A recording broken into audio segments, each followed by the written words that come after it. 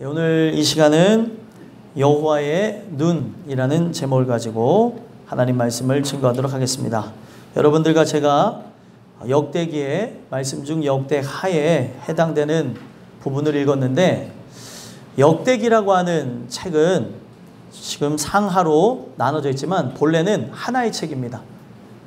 근데 그 하나의 책을 둘로 나누면서 그 상에서는 다윗 왕조에 대해서 중점적으로 다뤘고, 하에서는 솔로몬과 그 외 왕조에 대해서 다루는 것을 통해서 우리가 다시 그 은혜 안에 거하고 그 하나님만을 찾고 전심으로 구할 때 지금 다 무너진 것 같고 다 끝난 것 같고 이제는 가망이 없는 것 같은 우리의 인생일지라도 하나님이 다시 세운다, 그런 관점에서 쓰여진 것이 바로 역대하라고 보시면 되겠습니다. 역대하는 종교개혁과 그리고 그들이 죄를 범하는 것으로 포로로 붙잡혀가는 그런 내용까지 기술해놨습니다. 이유는 뭐냐면 우리가 또다시 하나님을 저버리고 내 뜻과 내 마음대로 나가게 되어지면 우리는 세상의 포로가 되어 죽을 수밖에 없을 것이다.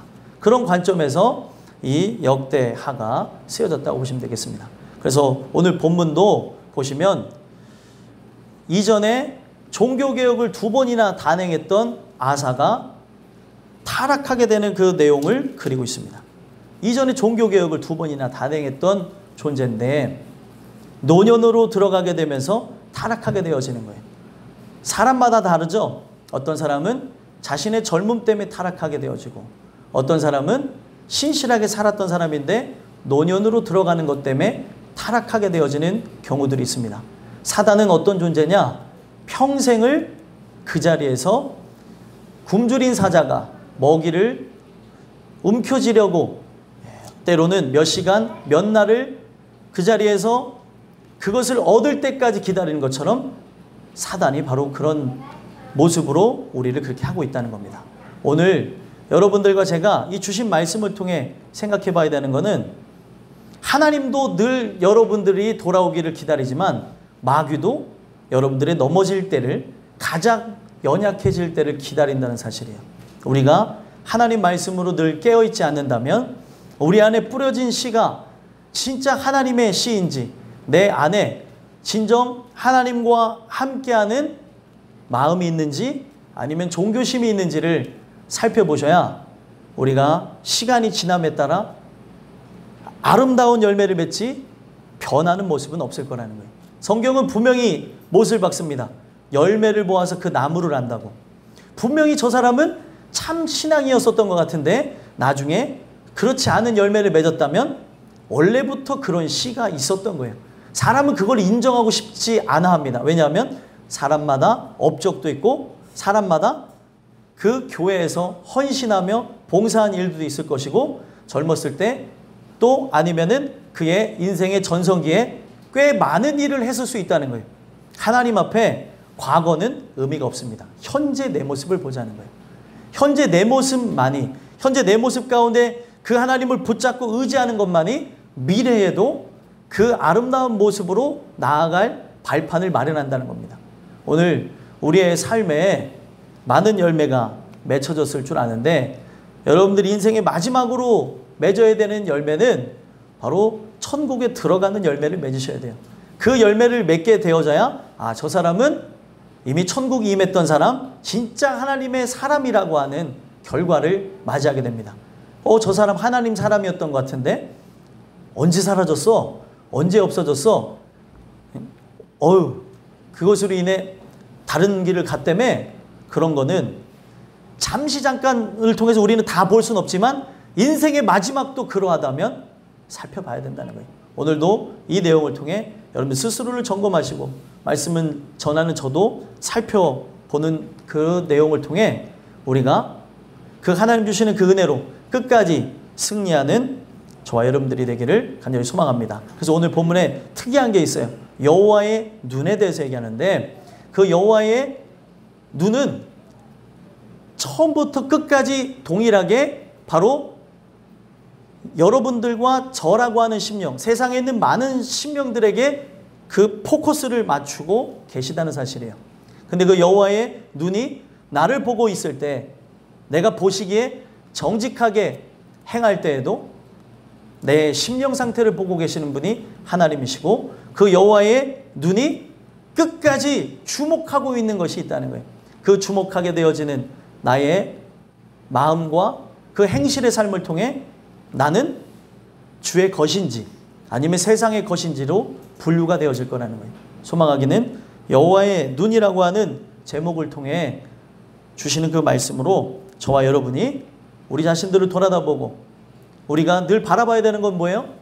여호와의 눈만 바로 나를 향해 있는 것이 아니라 나 또한 십자가 달리신 예수를 바라볼 때 산다는 걸 기억하시고 오늘 본문을 통해 은혜 받으시길 간절히 소망합니다. 그래서 여호와의 눈이라는 말씀을 통해 세 가지 말씀을 드리고자 하는데, 첫 번째, 여호와의 눈은 무엇을 살펴보죠? 의지하는가를 살펴본다는 거예요. 내가 의지하는 것이 뭔지를 살펴본다는 겁니다. 7절 본문 한번 읽어볼까요? 읽어보겠습니다. 시작. 그때에 선견자 하나니가 유다 왕 아사에게 나와서 그에게 이르되, 왕이 아람 왕을 의지하고 왕의 하나님 여호와를 의지하지 아니하였으므로 아람 왕의 군대가 왕의 손에서 벗어났나이다. 아멘. 본문에 보니까 선견자 하나니가 와서 유다 왕 아사에게 하는 말이, 왕이 아람 왕을 의지했다라고 얘기해요. 왕이 하나님 여호와를 의지해야 되는데 아람 왕을 의지했다는 거예요. 이 이야기가 이제 앞전에 보게 되면 16장 그 초반절에 보게 되면 북이스라엘 바하사라고 하는 왕이 유다를 이제 침공해 가지고 그곳에서 우거하면서 괴롭히는 그 장면을 보게 됩니다. 그럴 때에 이 이 남유다 왕 아사는 아람 왕 베나닷하고 동맹을 맺어서 그들을 쫓아내는 장면을 여기서 볼 수가 있다는 거예요. 근데 앞전에 보게 되면 이 아사라고 하는 왕은 젊었을 때 하나님을 전적으로 의지하고 하나님과 함께 가는 그런 왕으로서 종교개혁을 2번이나 단행했다는 거예요. 종교개혁을 단행하며 우리가 하나님만을 바라봐야 된다고 했던 존재가 바로 아사왕이었다는 겁니다. 근데 그 아사왕이 하나님을 전적으로 의지했을 때 구수인 세라와 그 여타 다른 군대가 쳐들어왔는데 인원수가 100만 명이라고 합니다. 100만 명이 쳐들어왔는데도 그가 눈 하나 깜짝하지 않고 그 하나님을 의지하고, 그 하나님을 의지한다는 그 내용을 보시면 그가 얼마나 대단했냐면 14장 11절에 보게 되면은 여호와여 힘이 강한 자와 약한 자 사이에는 뭐밖에 없대요? 주밖에 도와줄 이가 없사오니. 약한 자와 강한 자 사이에는 주님만 도움이시라는 거예요. 그래서 주님만 도움이시라고 하며 그 하나님을 의지했을 때는 100만 대군을 이겼다는 거예요. 그리고 그가 하나님을 전심으로 의지하며 시간이 딱 지나게 되는데 39년 동안 그 아사왕이 통치했던 남유다는 평화가 계속 있었다는 거예요. 우리는 그 모습을 통해서 살펴봐야 되는 게, 그가 평화와 함께 있으면서 그 평화 속에 많은 사람들을 만나고 또 많은 왕들과 접촉을 했을 것으로 생각을 해볼 수 있습니다. 접촉하면서 생각하게 되어진 게 뭐냐면, 예전에는 젊고 그리고 기술도 빈약하고 할 수 있는 게 없는 거예요. 패기 말고는 없었는데, 그러다 보니 하나님을 의지했는데 나이가 들어가며 자기가 삶의 경륜도 쌓이게 되어지고 또 많은 경험을 하게 되어지면서 알게 되어진 인맥을 활용하게 되어졌다는 거예요. 아람 왕 베나닷을 용병으로 구해가지고 그 아람 왕 베나닷이 이끄는 그 군대와 연합하여서 북이스라엘 바하사라고 하는 그 왕의 군대를 몰아낸 거는 100만 대군에 비해서 아주 연약한 군대를 사람을 써서 이겼다는 거예요. 여러분들, 이전에 더 큰 일도 행했었는데 지금 사람을 의지하는 것, 사람을 바라보는 것, 그것 때문에 어떤 일이 일어났어요? 예전에는 더 큰 일도 하나님만 의지하게 되어짐으로 사람 없이도 이 세상에 그 누구의 도움 없이도 이겨낼 수가 있었는데 이제는 사람의 도움만이 절실한 거예요. 누가 도와주지 않으면 자기의 그 삶에 받쳐줄 만한 것들이 받쳐주지 않으면 안 되는 상황을 보게 되어진다는 거예요. 여러분들과 저는 하나님만 의지하는 게 복이라는 걸 기억했으면 좋겠어요. 복이 다른 게 아니에요. 여러분들, 복이라고 하는 것은 결국에 성경에서 얘기하는 것은 우리에게 복준 이에게 무릎을 꿇는 거예요. 경배하는 거죠. 그래서 우리가 하나님 앞에 경배를 올리게 되어지는 것은 예수라고 하는 참복을 받았을 때 나타나는 현상이라는 겁니다.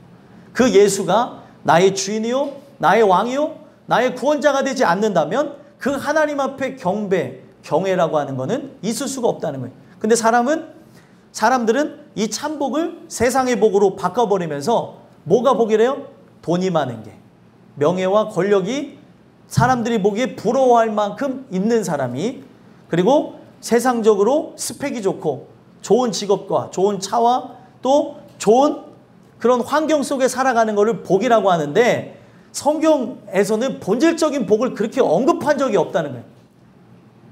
사람들의 임의로, 사람들의 입맛이 그걸 좋아하니까 목회자와 또 성도들이 자기의 임의로 이거를 해석하며 이걸 바꿔버렸다는 거죠. 하나님만 의지하는 게 복이라는 거예요. 하나님만 의지하는 게. 근데 오늘날 하나님 외의 것을 의지하게 되어진다면 이거는 복받은 게 아니라 저주받은 거일 수도 있다는 거예요. 하나님만 의지한다는 게 어떤 의미일까요? 어떤 사람에게는 가난 때문에, 어떤 사람에게는 질병 때문에, 어떤 사람에게는 사람 간에 관계되어진 고통 때문에, 우리에게 찾아온 문제 때문에 하나님을 의지한다면 성경은 이걸 복받았다고 얘기합니다. 근데 지금 살아가면서 경륜이 쌓이고 그리고 경험을 하게 되어지고 많은 인맥과 또 자기의 재력을 갖추게 되어지니까 돈으로 이걸 충분히 해결할 수 있게 되어졌던 거예요. 예전에는 돈이 아니라 오직 하나님만이 이걸 해결할 수 있다고 생각이 되어지니까.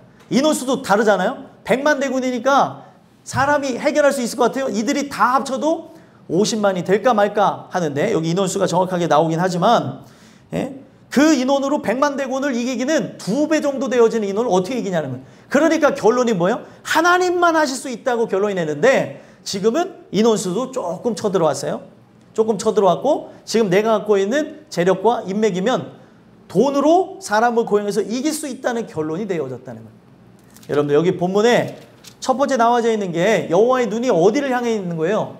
지금 의지하는가 의지하지 않는가를 지금 아사 왕의 심령 상태를 꿰뚫어 보시면서 지금 이야기를 하고 계시는 겁니다. 그렇다면 오늘 저와 여러분이 의지하는 것은 무엇이냐는 거예요. 원어의 의미로 보게 되면 의지한다는 게 뭐냐면 기대다라는 뜻을 갖고 있어요. 기댈 때가 있으면 사람 참 희한한데 기댈 때를 보고 기대고요. 누울 자리를 보고 눕더라고요. 사람이 좀 슬픈 얘기지만 쓰러질 때도 쓰러질 자리를 보고 쓰러져요. 안 그럴 것 같죠? 그냥 막 쓰러지는 사람은 진짜 보기가 드뭅니다. 쓰러질 때 보게 되면 두리번거리고 하고 쓰러지더라고요. 우리가 사람이기 때문에 자꾸 의지할 거를 찾는다는 거예요. 근데 의지할 분이 하나님밖에 없다고 결론이 나면 하나님만 보게 되겠지만 우리의 삶에 많은 것을 의지할 수 있다면 그건 복이 아니고 저주라는 거예요. 지금 아사 왕은 39년 동안 평강 속에 살았습니다. 39년 동안 편하게 살았어요. 근데 지금 단 한 번이죠. 단 한 번 지금 바하사라고 하는 북이스라엘 왕이 쳐들어오게 되어지므로 그의 안에 중심이 진짜 무엇이었는가를 살펴보게 되는 계기가 되어졌다는 거예요. 하나님은 지금 그의 신앙이 진짜인가 진짜이지 않은가를 마지막 관문을 통해 테스트를 하는 거예요. 여기서 진짜라고 한다면 끝까지 하나님을 의지하겠죠. 어떤 상황에서도. 근데 이 아사 왕은 안타깝게도 여기서 넘어지게 되고 탈락하게 되어집니다. 여러분들과 제가 봐야 되는 거는 하나님 말씀이 먼저죠. 사람의 생각이 먼저가 아니에요. 사람들은 어떻게 생각해요? 구원을 잃어버릴 수도 있다고 생각하고 그 잃어버린 구원을 다시 찾아올 수도 있다고 하는데 구원은 잃어버리거나 취소되는 게 아니에요. 그렇죠? 하나님께서 쭉 이끌고 가시는 겁니다. 근데 사람 편으로 봤을 때 그의 안에 진짜 참 구원이 임했는지 안 임했는지를 사람들은 지금 당장 드러나는 열매를 보기 때문에 열심히 하던 사람이 열심히 안 하면 구원이 취소된다고 하는 그런 발언과 말들을 쏟아내기 시작했다는 거예요. 하나님은 택한 사람을 내가 너를 떠나지도 버리지도 아니하리라. 나의 뜻을 반드시 이룬다는 걸 하나님은 보여주신다는 거예요. 근데 사람은 하나님을 사람처럼 바꿔버리는 거죠. 요지부동하지 않는 분인데 아주 요사스러운 분으로 바꿔버리는 거예요. 요사스러운 바로 내 자신처럼 하루에도 수십 번 수백 번 변하는 나처럼 하나님을 바꿔버리니까 내가 이렇게 하면은 바로 벼락 맞아 죽을 것 같기도 하고 이렇게 하면은 살려줄 것 같고 저렇게 하면 살려주지 않을 것 같고 이런 생각으로 살펴보는데 아니라는 겁니다. 지금 우연히 일이 일어난 것 같지만 여러분들 지금 노년에 일어나게 되어진 하나님을 의지하지 않고 세상을 의지한 이 사건은 어떤 걸 의미하는 걸까요? 그가 진짜 하나님 주신 그 말씀으로 나갔던 사람이 아니라는 거예요. 이게 더 무서운 거죠. 우리의 살아가는 그 삶 속에 하나님을 의지하는 것처럼 비춰질 때도 있을 수 있지만 그 모습 속에 냉철하게 말씀을 통해 늘 우리 자신들을 바라보지 않는다면 우리는 언제든지 넘어질 수 있는 존재가 되어진다. 아직 끝난 게 아니잖아요. 그 나라에 들어가야 끝이잖아요. 그렇죠? 지금 내 자신을 현재로서는 구원받은 그런 모습으로 비춘다고 해서 무조건 자고해서는 안 된다는 겁니다. 늘 말씀 가운데 우리 자신을 쳐서 복종하고 깨어서 나가는 모습 외에는 우리를 구원할 방법이 없는 거예요. 오직 그 말씀만이 우리를 끝까지 승리하게 만든다는 사실입니다. 오늘 이 주시는 말씀을 통해 여러분들 혹시 기댈 때를 찾고 계십니까? 기댈 데가 없는 게 복이에요. 우리 예수님만 오로지 여러분들의 버팀목이 되기를 소망하며 사셨으면 좋겠어요. 그게 복입니다. 그래서 우리의 살아가는 삶에 그 하나님만이 버팀목이 되어 살아가는 사람들이 세상 사람들의 눈으로는 오히려 불행하게 보여지고 불쌍하게 보여지고 안타깝게 비춰질 수도 있습니다. 그러나 성경은 바로 그들을 복받았다고 얘기해요. 여러분들 점점 다복해져 가고 또 풍성해져 가고 또 우리의 삶이 많은 부분에서 누릴 것이 많아지면 형통해지는 모습이 있다면 두려워할 줄 알아야 돼요. 그냥 마냥 평안한 것이 평안한 게 아닐 수가 있습니다. 성경은 뭐라고 얘기해요? 평안하다, 안전하다 할 때에 멸망이 호련히 임한다는 거예요. 지금 내 앞에 펼쳐지는 이 평강이 진짜 평강이 아닐 수 있다는 거예요. 하나님이 버려서 나타나는 현상일 수도 있다는 겁니다. 하나님이 사랑하는 자의 삶은 제가 짧은 인생을 살았지만 저의 삶을 돌아다 봐도 우여곡절이 많아요. 가진 풍파가 많고 하나님이 그 생각을 바꾸시고 이끌어 가시고 또 많은 일들과 사건과 문제와 고통과 괴로움, 질병의 그 모든 일들을 통해 하나님만을 의지하게 되는 걸 보게 되어진다는 거예요. 여러분들 살아가며 여러분들의 연약함이 복이라고 찬양하셨으면 좋겠고 하나님만을 의지하며 하나님만을 영광 돌리며 나가는 바로 저와 여러분들이 됐으면 좋겠습니다. 여호와의 눈은 여러분들의 중심 하나님을 의지하는 걸 보고 계세요.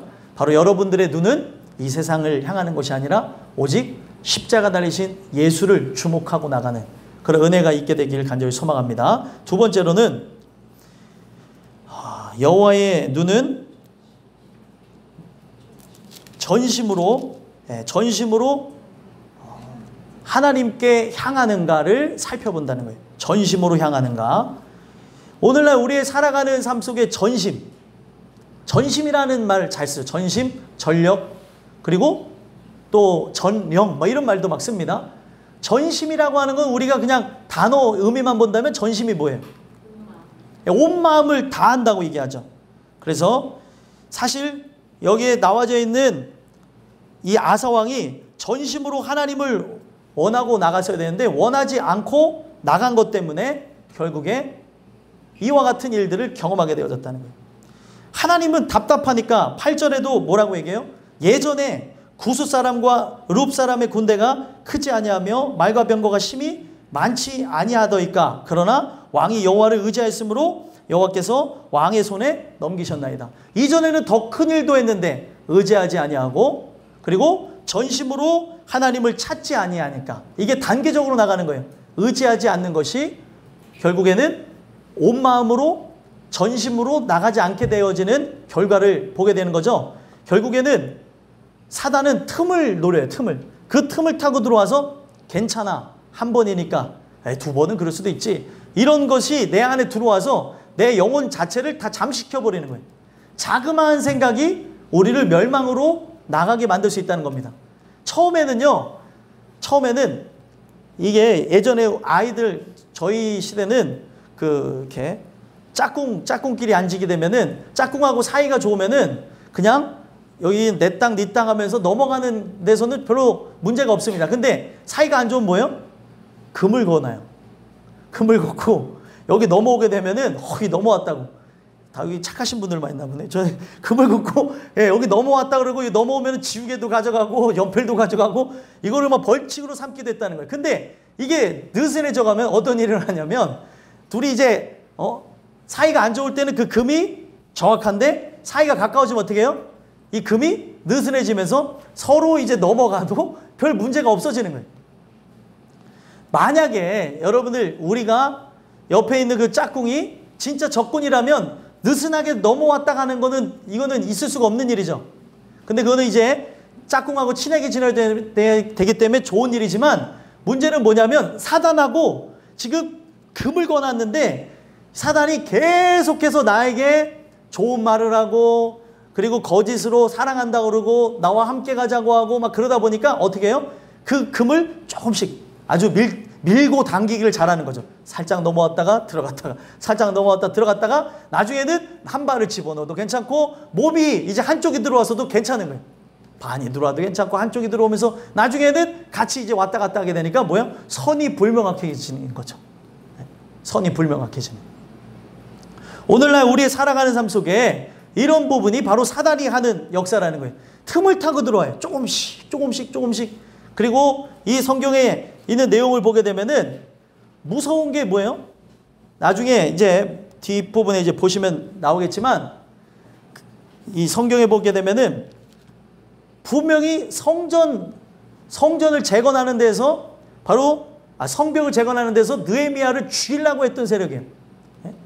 느헤미야를 죽이려고 그러고 반대하고 했던 세력인데 나중에 이 느헤미야가 성벽을 재건하고 본국에 돌아가서 본국은 사실 그쪽은 아니지만 이제 자기가 이제 그 섬겼던 그 죄악의 나라에 잠깐의 그 자기 큰 일을 했던 총독의 역할을 했던 사람이니까 갔다가 돌아왔더니 어떤 일을 하고 있어요?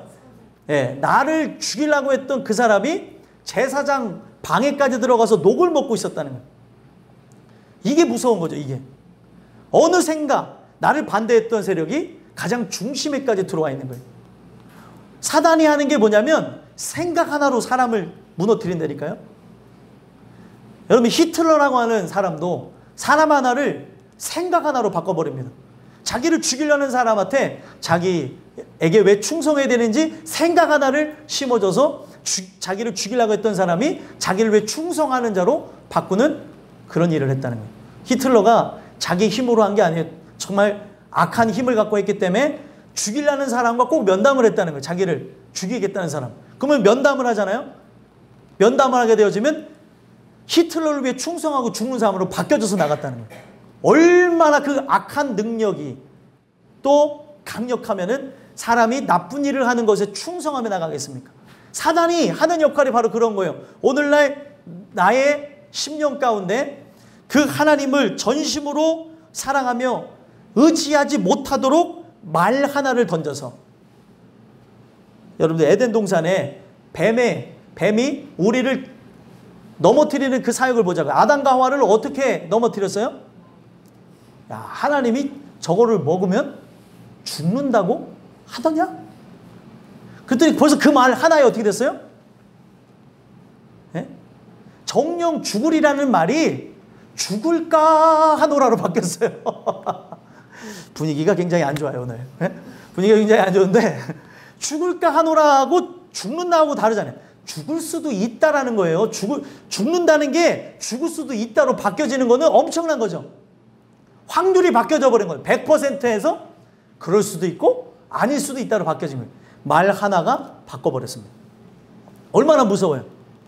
사람의 말 하나가 어떤 사람을 도둑으로 만들어버리기도 하고 사람의 말 하나가 어떤 사람을 살리기도 한다는 거죠. 오늘 우리는 전심으로 그 하나님께 향해야 되는데 전심으로 향하지 않게 되어져요. 그가 젊었을 때는 어떻게 해요? 전심으로 향하는 모습이 있었습니다. 그래서 그가 여호와의 보시기에 바로 선하고 정직한 일을 행했다. 그것 때문에 하나님께서는 39년 동안 평강하도록 하셨더라라는 그 내용이 나와요. 근데 이 전심이라고 하는 내용을 보게 되어지면 그가 이 전심이 진짜인지 가짜인지 마지막에 판별이 나는 거예요, 여러분들. 하나님이 뭘 보시는가를 보세요. 하나님도 기다리시고 누구도 기다려요? 마귀도 기다리고 있어요. 그가 진짜인지 가짜인지 분별하는 데는 일평생이 걸릴 수도 있습니다. 근데 여러분들 여기 보시면은 그가 충만한 것처럼 비춰졌을 때는 어떻게 했어요? 종교개혁을 2번이나 단행했고 종교개혁이 2번째 단행할 때에 어떤 일을 했냐면 15장 12절 13절 보게 되어지면 마음을 다하고 목숨을 다하여 조상들의 하나님 여호와를 찾기로 언약하고 이스라엘 하나님 여호와를 찾지 아니하는 자는 대소 남녀를 막론하고 어떻게 해요? 죽이는 것이 마땅하다 그랬어요. 전심으로 찾지 아니하면 바로 그 하나님을 찾지 아니하면 죽이는 게 마땅하다라고 얘기했다는 거예요. 여러분들 찾는다는 게 어떤 거냐면 하나님께 묻는 인생이에요. 역대기에서도 똑같이 얘기하고 있고 열왕기에서도 얘기하고 있는 핵심이 뭐냐면 지혜가 뭐냐는 거예요. 지혜라고 하는 거는 하나님께 묻는 거라는 거죠. 하나님께서 어떻게 해주시기를 원한다. 하나님께서 진짜 참뜻이 뭔지를 가르쳐 주기를 원하는 건데 그가 물을 때도 있었지만 나중에는 어떻게 해요? 교만하게 되어진 걸로 자기의 그 경험을 가지고 솔로몬도 그렇게 넘어졌지만 아사 또한 마찬가지예요. 묻지를 아니하는 거예요. 근데 신기한 거는 솔로몬은 진짜 하나님이 사랑해서 돌아왔지만 아사는 돌아온 일이 없이 인생이 끝이 났다는 거예요.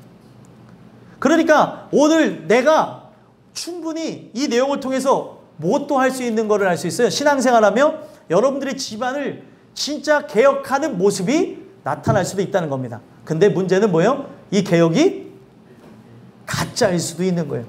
가짜라고 하면 좀 슬프죠? 종교심에 의해서 사람은 도덕과 윤리의 관점으로 시시비비를 가리고 행동을 개조하는 일을 할 수 있다는 겁니다. 근데 중심은 못 바꿔요. 그래서 여러분들 부모가 힘이 있을 때는 자녀들을 성인이 되기까지 어떻게 해요? 부모가 원하는 바대로 키울 수 있지만 성인이 되면은 어떻게 해요? 그때부터는 이제 자기 주장대로 하기 시작해요. 억지로 어렸을 때는 교회를 데리고 다닐 수 있지만 크면서는 자기 생각이 들어가면서 하나님이라고 하는 분을 그냥 이집트신이다. 뭐다? 평가절하하면서 안 다니게 되는 경우들을 보게 된다는 거예요. 우리가 할 수 있는 게 무엇인 것 같아요? 여러분들 우리가 할 수 있는 거는 결국에 아무것도 없는 거예요. 내가 할 수 있는 한 최선을 다해서 자녀와 남편과 아내와 또 우리 부모에게 그렇게 한다고 하지만 결과적으로 종교심이라고 하는 거는 진짜 열심히 하는 것처럼 비춰지고 함께 가는 것처럼 비춰지지만 열매의 끝이 아름답지 못하다는 거예요. 아니 그게 억압에 의해서 할 수도 있다니까요. 다.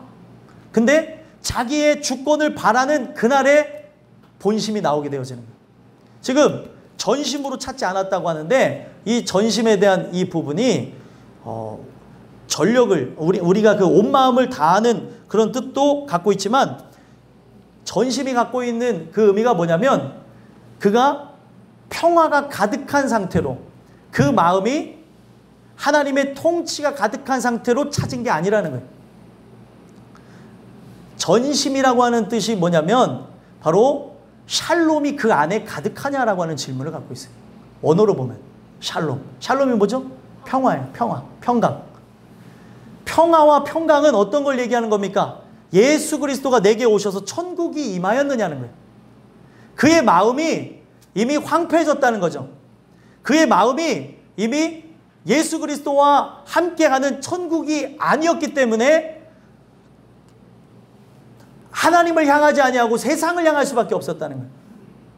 오늘 여러분들과 제가 나중에라도 주님을 버리지 아니하고 나중에라도 천국에 갈 수 있는 것은 여러분들 안에 샬롬이 임하는가를 봐야 된다는 거예요. 전심이 바로 그런 뜻을 갖고 있다는 거예요. 가득 찼다고 하는 그 부분에서도 그 살람이라고 하는 단어를 쓰지만 그 안에는 평화와 평강, 가득 차게 되어야 될 근본이 뭔지를 얘기하고 있다는 거예요. 근본이 뭐를 차고 있어요? 내 안에 육신의 정욕, 안목의 정욕, 이생의 자랑이라고 하면은 우리는 가망이 없는 겁니다. 내 안에 끊임없이 이런 정욕이 올라온다 할지라도 우리 안에 평강이 임하기를, 내 안에 주인이 예수 그리스도를 소망하며 끝까지 싸워나가야 된다는 거예요. 근데 그 마음의 중심이 이미 빼앗겨 버렸다는 거예요. 그 마음의 중심에 예수가 자리 잡지 못했다는 결론이 나는 겁니다. 그러니까 나중에 내 힘으로 사람을 강권해서 데리고 있을 때도 있지만 내 힘이 약해지면 어떻게 해요? 내 손을 벗어나는 거예요. 그가 지금 전에는 젊었을 때는 자기가 연약했을 때는 그 하나님이 필요했기 때문에 차였지만 지금 자기가 갖고 있는 힘과 재력과 능력과 경력으로는 하나님이 필요하지 않으니까 하나님이 취사선택, 전심으로 찾아야 될 대상이 되지 않았다는 거예요. 오늘날 우리들의 모습하고 비슷할 수 있습니다. 하나님을 전심으로 찾아야 되는데 하나님을 찾아야 될 마음도 없는 건 아니에요. 있어요. 근데 살기도 살아야 되고 입기도 입어야 되고 먹기도 먹어야 되고 우리의 살아가는 그 삶에 수도 없이 타협과 그리고 화합과 거짓 평화와 그리고 안녕이 그냥 그대로 임하고 있다는 거예요. 이게 무서운 거죠. 결국에 그 하나님을 의지하고 찾았어야 되는데 찾지 아니하고 나가고 결국에 지금 이 부분에서 사단이 틈을 타고 들어와서 그의 마음에 잠식되어져서 결과가 하나님의 씨앗은 자리 잡지 못했었다는 결과를 가르쳐준 그 선지자를 어떻게 했어요? 10절에 보니까 옥에 가두었다고 얘기해요.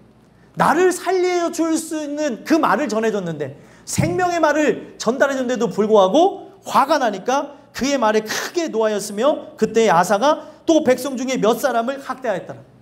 학대한 이유가 뭐겠어요? 맞다는 거예요. 아사의 그런 모습을 보니까 옆에서 누가 동의를 했나 봐요. 그랬더니 학대를 했대요. 그 사람은 가두고, 처음 얘기했던 선견자 하나님은 가두고. 여러분들 오늘날 우리의 삶에 하나님의 말씀을 인하여서 우리가 전심으로 나가지 않으면, 내 마음에 천국이 임하지 아니하면 천국에 못 들어갑니다. 천국에 들어가기 전에 반드시 거치는 게 뭐예요? 믿음이 있는가 없는가를 살펴보는 거죠. 지금 그가 전심으로 하나님을 찾지 않았다는 것은 어떤 의미예요?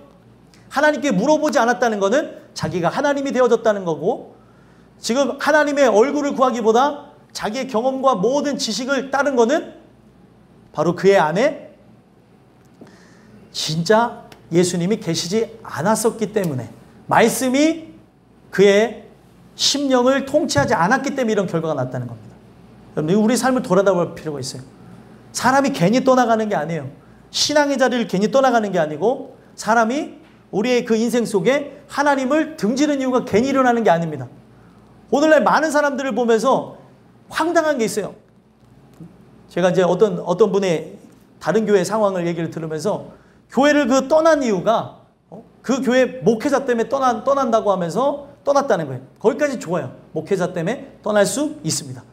두 번째가 잘못됐어요. 그러면 그 목회자 때문에 떠났으면 그 사람은 교회를 다녀야 돼요? 다니지 않아야 돼요? 네? 하나님을 정말 섬긴 사람이었으면 목회자 때문에 떠날 수 있죠. 목회자의 어떤 그 부분에서 그게 실체든 아니면은 가려진 거든 오해한 거든 아니면 진실이든 부딪혀서 나갈 수 있잖아요. 사람이니까. 그러면 그 사람이 하나님 섬긴 사람이면 다른 교회에 다녀야 되는 거예요? 아니면 다니지 말아야 되는 거예요? 그렇죠. 당연한 거죠. 근데 그때부터 안 다니는 거예요. 아, 시험에 들었다는 거예요. 뭘 의미할까요? 그 사람은 처음부터 하나님 믿은 게 아니에요. 냉철하죠. 또 어떻게 보면은 오싹하고, 아, 어떻게 저렇게 목사님, 아유, 젊어서 그런가 말을 어떻게 본때 없이 하나, 이런 생각을 하겠지만 결과가 증명해 주는 거예요. 하나님을 정말로 찾는 사람은 진짜 하나님의 말씀을 전하는 교회를 찾아다닐 겁니다.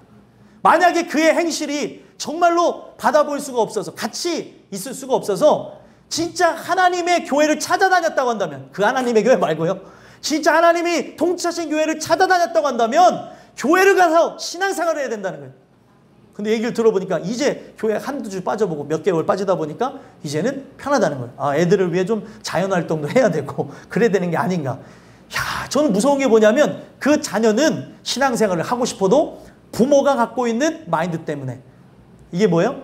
부모가 간접적으로 살인을 저지르는 거예요. 부모가 갖고 있는 그것 때문에 그 아이는 지옥에 갈 수밖에 없는 거예요. 물론 하나님이 택하셨다면 그 집안에서도 그 아이가 그 하나님에 대한 갈망 때문에 구원받을 수 있겠지만, 오늘날 지금 큰 힘의 영향권 아래 하나님을 섬기지 못하게 하는 사단의 그런 역사들이 곳곳에 침투하고 있다는 거예요.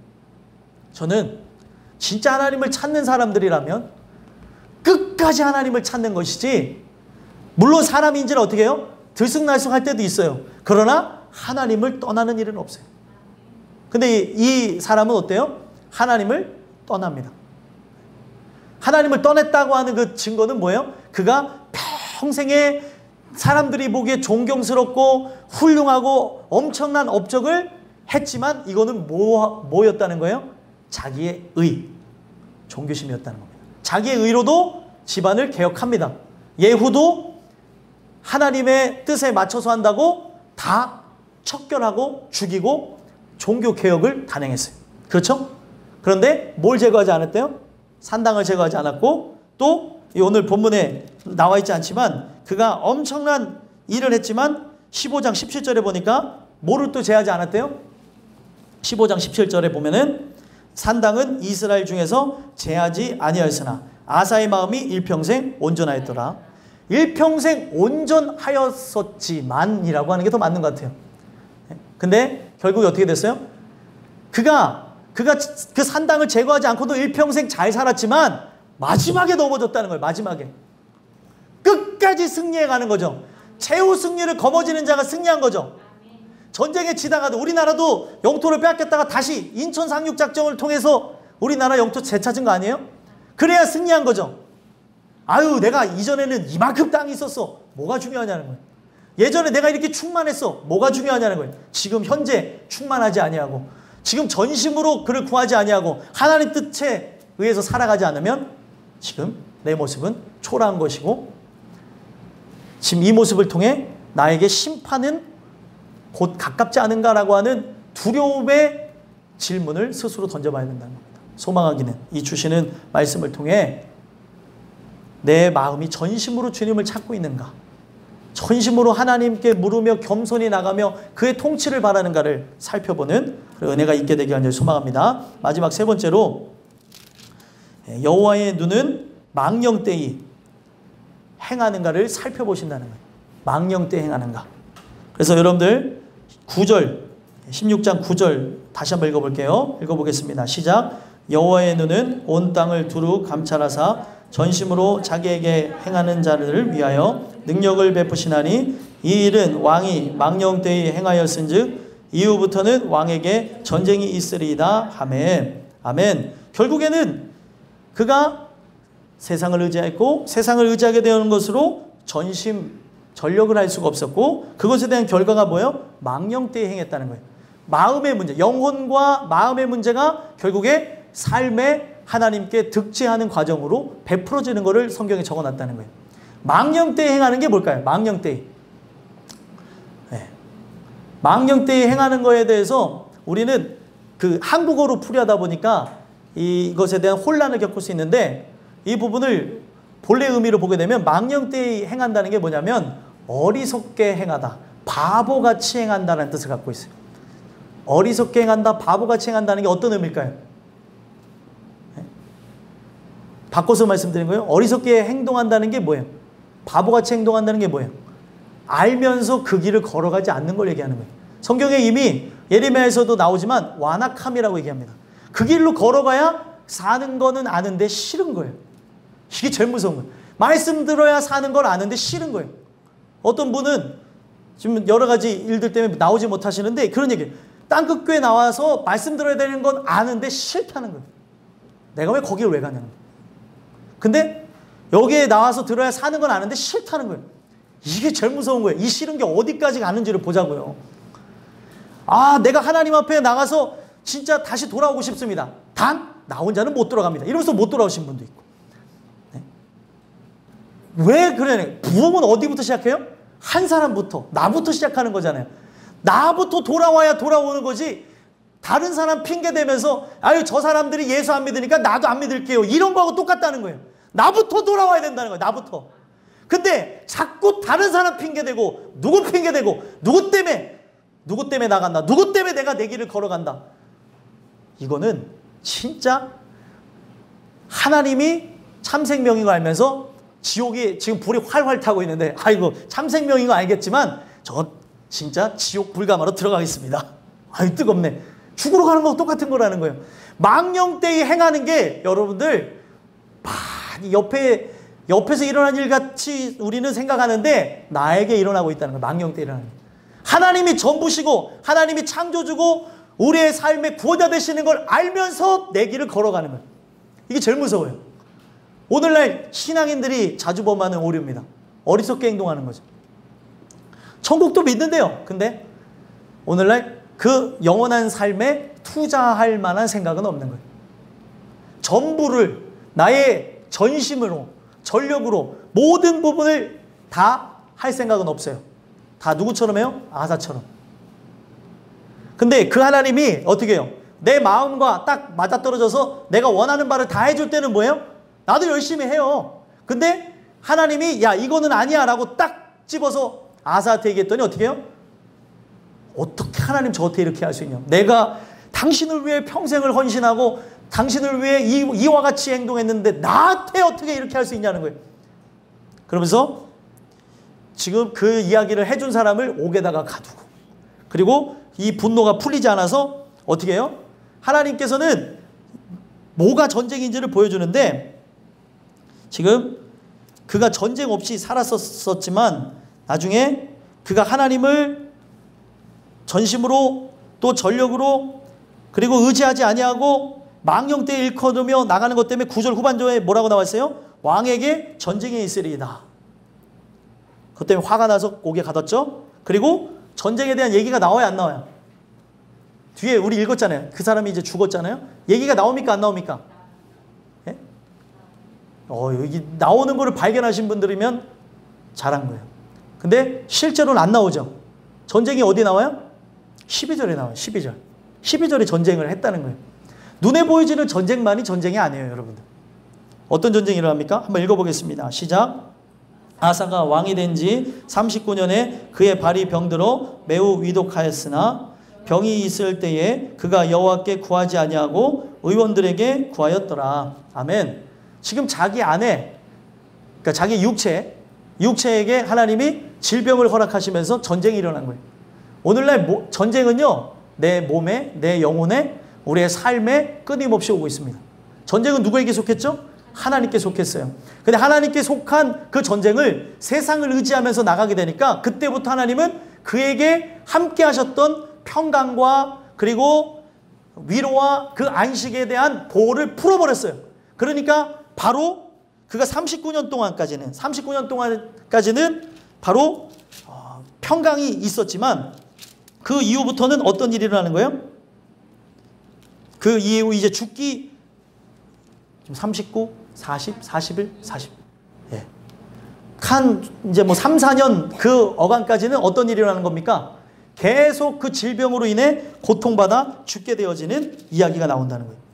참 이걸 보면서 안타까운 게 하나님께서 39년을 그를 평안하게 했는데 그 하나님을 의지하지 않고 나가게 되는 것으로 하나님이 보호자시고 하나님이 왕이시고 하나님이 전부이라는 것을 그가 무시하고 나가게 된 것으로 어떻게 됐어요? 결국에 그의 인생의 마지막은 질병으로 고통받다가 죽게 되는 것으로 결과를 맞이했다는 거예요. 여러분들, 우리가 질병으로 죽을 수가 있어요. 근데 그 질병으로 인해서 주님을 의지하고 죽는 사람에게는 천국이 약속되어졌습니다. 근데 질병으로 인해 하나님을 원망하고 죽는 인생에게는 천국의 약속이 없다는 거예요. 그가 망령 때 행한 것에 대한 열매가 12절인데 망령 때 행한 게 뭐예요? 제일 먼저 해야 되는 게 무엇이에요? 바로 자기가 발이 썩어 들어가는 병에 걸렸다면 제사장과 하나님 앞에 가서 이 질병이 어떻게 되어졌는가에 대해서 물어야 되는 거예요. 근데 예전에 그 율법에 대한 이 모든 것들을 무시하고 누구에게 갔어요? 의원에게. 그러니까 여기는 하나님을 찾지 않고 의원을 구했다고 하는 그 열매를 통해서 그가 의지하는 대상이 하나님이 아닌 세상이다라고 하는 결론을 맺고 그가 결국 어떻게 됐어요? 13절에 그의 조상들과 함께 누메라고 끝을 맺었다는 거예요. 그게 제일 무서운 거예요. 오늘날 어느 순간까지는 열심으로 나갈 수 있고 어느 순간까지도 이 종교심이라고 하는 것 자체가, 여러분 종교심이라고 얘기하는 게 좀 속상하겠지만 기독교에도 종교심이 존재하고 불교에도 종교심이 존재하고 이슬람교 각자 예수가 참 구주가 되지 않으면 그건 종교심이에요. 예수를 우상화하면서 그냥 진짜 참된 구주요 우리 왕이요 나의 전부로서 그분을 만나지 않으면 이 세상의 부처를 섬기는 것과 똑같이 섬기다가 우상을 섬기다가 멸망하는 인생과 똑같다는 거예요. 그냥 나에게 그냥 두려워서 믿게 되는 존재, 그냥 잘 되게 하는 존재로 우상화해서 믿는 거라고 한다면 이거는 하나의 종교심에 불과한다는 겁니다. 진짜 하나님 주시는 은혜를 통해 거듭나지 않고서는 이거는 진짜가 아니라고 하는 걸 얘기하는 거예요. 여러분들 망령 때에 행하는 이 말씀이 왜 무섭냐면 오늘 많은 신앙인들이 여기에 빠져있기 때문에 그래요. 이렇게 가는 거 아닌 거 알면서도 갈 때가 있어요, 없어요? 있어요. 그게 제일 무서워요. 이렇게 하다 보면 하나님께서 치시는 거를 아는데도 그대로 가요. 근데 그렇게 하면서 기회를 얻으며 돌아온다면 감사할 일이고 할렐루야 할 일이지만 우리는 돌아오지 못할 길을 그렇게 어리석게 이 길이 아니라는 걸 알면서도 가려고 하며 힘쓰며 애쓰는 모습이 있다는 거예요. 그게 어디까지 연결되어졌어요? 성경에 보니까 이 잠언서에 재미난 게 나와요. 거기에 보면은 그 음녀가 나오는데 그 음녀가 그 화려한 모습을 갖고 그 길거리를 지나가는 사람을 유혹을 합니다. 근데 그 집으로 딱 들어가게 되어지면 어디하고 연결되어졌어요? 스올, 지옥하고 연결되었어요. 그 화려하고 그 아름다운 것에 이끌려서 가기도 하고 또 이 길로 가야 되는 걸 알면서도 동의하고 싶지 않아서 자존심 때문에 또 나라고 하는 존재가 없어질까 하는 두려움 때문에 세상의 향락의 유혹의 욕심에 그냥 그대로 빠져서 그 음녀의 집으로 들어간다는 거예요. 잘못된 길로. 그게 어디로 향해 있는지도 모르면서 지옥으로 향해 있는지도 모르면서 나간다는 거예요. 오늘 이 주시는 이 말씀을 통해 여호와의 눈은 항상 바로 여러분들 향해 있습니다. 그래서 은혜가 되어진 게 뭐예요? 불꽃과 같은 눈동자로 나를 지키시고, 눈동자는 어때요? 아무리 내 몸이 비대해져서 둔해진다 하더라도 눈은 이 감각이 잘 죽지 않는다 그러더라고요. 병룡이랑 장난치다가 눈 한번 제가 찔러져 있는데 야 너 이제 눈의 감각도 떨어졌냐 하면서 제가 장난쳤던 기억이 있는데 아니 제일 중요한 거는 눈이라고 하는 건 감각이 떨어지지 않는다는 거예요. 왜요? 이 안에 눈동자를 보호해야 되기 때문에 이 눈꺼풀이 아주 엄청난 반사신경으로 빠르게 움직여요. 그래서 눈동자가 지킨다는 건 뭐예요? 눈동자는 성경에 생명하고도 연결을 지었어요. 생명, 자신의 생명처럼 이물질이나 더러운 것들, 그 죄악의 것들 못 들어오도록 지키신다는 거예요. 그리고 그 하나님이 나를 얼만큼 사랑하세요? 여러분들 아무리 남편을 사랑해도 머리칼 세시는 분들은 없을 거예요. 53,633개 막 이런 분들이 있어요? 없습니다. 하나님은 내 머리칼을 세고 계세요. 그러면 이건 뭐예요? 엄청난 관심을 갖고 있다는 거예요. 나의 일거수일투족, 내 심령 상태, 변화하는 것, 요동하는 것, 이 모든 것들을 다 감지하고 계신 분이 하나님이라는 거예요. 소망하기는 그 하나님이 여러분들을 사랑해서 그의 눈은 나만 바라보고 있는데 여러분들의 눈은 어디를 향해 있냐는 거예요. 세상을 향해 있는 건 아닙니까? 우리 죄악의 것들을 사랑하며 썩어질 것을 바라보고 있는 건 아닙니까? 소망하기는 믿음의 주에 온전케 하시는 인 오직 십자가에 달리신 예수만 바라보는 은혜가 있었으면 좋겠습니다. 그래서 은혜가 입혀지는 것을 시편에서 눈을 들어 주를 본다고 얘기해요. 눈을 들어 세상을 바라봤는데 이제는 눈을 들어 주를 보는 거예요. 주님만이 나를 끝까지 승리하게 만드시기 때문에 주님을 바라봅니다. 연약한 나, 요동치는 나이지만 내가 요동하지 아니하리. 누구 때문에? 하나님 때문에. 예수님 때문에. 나의 영혼이 잠잠히 하나님만 바라며 나의 구원이 저에게서 나는도다. 그렇기 때문에 그만 바라보는 거예요. 예수만. 여러분들과 저는 오직 주만 보게 되어지는 은혜가 있었으면 좋겠어요. 그의 눈이 나를 향하고 있다면 나도 그를 향하는 하나님만 짝사랑하게 만들지 마시고 그 사랑이 나에게 깨달아져서 나도 그 하나님을 전심으로 사랑하고 그의 영광을 위해 살아가는 그런 은혜가 저와 여러분들에게 입혀지게 되기를 간절히 소망합니다. 기도하겠습니다.